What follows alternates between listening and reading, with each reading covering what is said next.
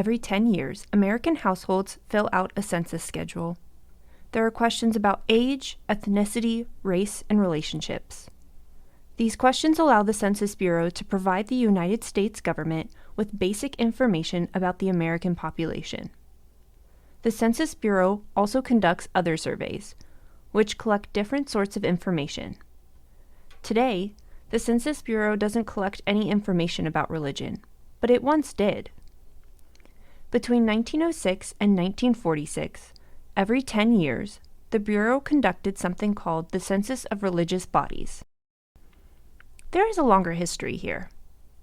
The first religious-based question appeared on the regular census in 1850. The government included questions because it considered churches a public good, akin to schools or parks. Did a county have enough churches? The government decided to keep track of more than just the numbers. Which churches? Which denominations? How many Catholics, Baptists, or Jews? And over time, the options became more precise. Which sort of Adventist? Which sort of Presbyterian? It was hard to keep track of all the options, so the government categorized various denominations into what is called families, for instance, Baptist or Methodist. The Census Bureau was officially established in 1902.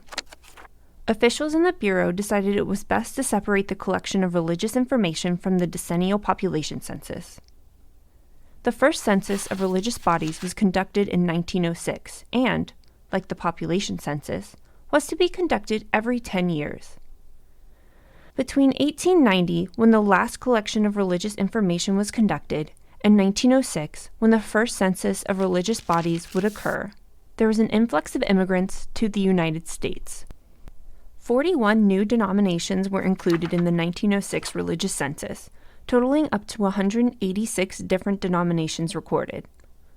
The Bureau grouped these denominations together into 27 families. Most denominations identified in this first census were Christian. However, other non-Christian groups were also surveyed, such as Jews, Baha'i, and Theosophists. Some religious groups were not included in these surveys. The Bureau went back and forth about including Buddhists, uncertain whether Buddhist temples had members akin to Christian churches.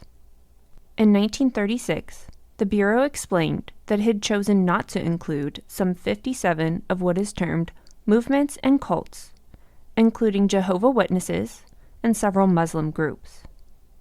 It is also an important reminder that while the Bureau collected an enormous amount of information about American religious groups, it does not fully represent the diverse religious ecologies of American communities.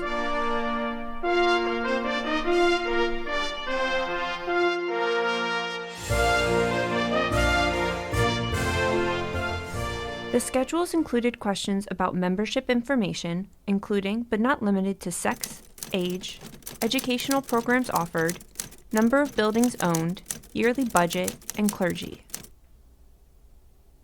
The schedules were mainly tailored toward Christian denominations, but even then, different churches had their own ideas about membership and the importance of different activities. Some churches crossed out sections, renamed them, or wrote in the margins to explain their answers further and sometimes expressed their dissatisfaction with the census. The Census Bureau partnered with some religious sects to create schedules tailored to their own beliefs and practices. For example, the Bureau worked with American Jewish leaders to create forms for Jewish communities. After each census of religious bodies was conducted, thorough summaries of information and statistics were published. The last census of religious bodies was conducted in 1946. Although forms were filled out by religious bodies and returned as in previous years, Congress did not approve any money to the Census Bureau to publish a summarized volume of information. By 1956, Congress voted to stop funding the Census of Religious Bodies altogether. Much of this decision came from public pressure, questioning whether government surveys of religious congregations were too intrusive, even suggesting that they violated the principle of separation of church and state. While the published Census of Religious Bodies volumes lets us see a national picture and gain insight into different statistics about the state of religion in the United States during the early 20th century, individual schedules reveal a far richer picture of congregation diversity at the local level. Unfortunately, the only remaining schedules are those from 1926. They are at the National Archives located in Washington, D.C. The American Religious Ecologies project is working on digitizing all of the 1926 schedules and making the data accessible to those interested in understanding the different religious ecologies in the United States. In total, there are 232,154 schedules from the 1926 religious census. The Religious Ecologies project aims to answer several questions. How did certain groups come to thrive in particular places? And how did race and social class divide them? Did cities, towns, and rural areas feature meaningful religious pluralisms and diversity? Or did some particular religious group dominate them?